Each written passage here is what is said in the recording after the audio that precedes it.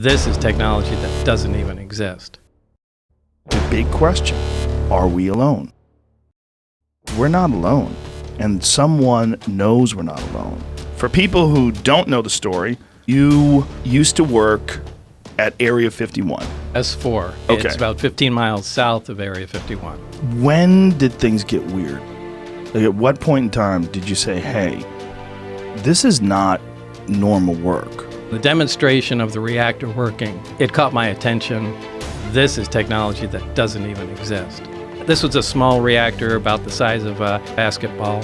It violated a lot of what we thought was impossible to violate. When it was running, it produced a gravitational field of its own. Now, this is something that we can't do. We can't produce any gravity. We can observe the effects of gravity, but we have no idea what it is. If you have a machine that makes gravity, you literally become invincible once you master the technology. You can pretty much do anything. You can affect time, you can have force fields, and what we worked on in the desert was a machine that makes gravity. If you have real force fields around aircraft and battleships, you win. You cannot penetrate a field like that. We have no idea how the physics operate within this thing.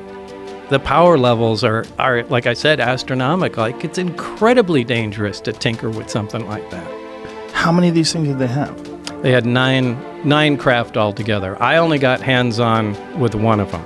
There was some paperwork that indicated that this was from the Zeta Reticuli star system, what they called ZR3. So it was a third planet in that star system.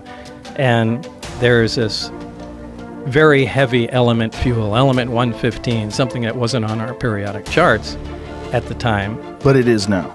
It is now, yeah. This element 115 was the fuel.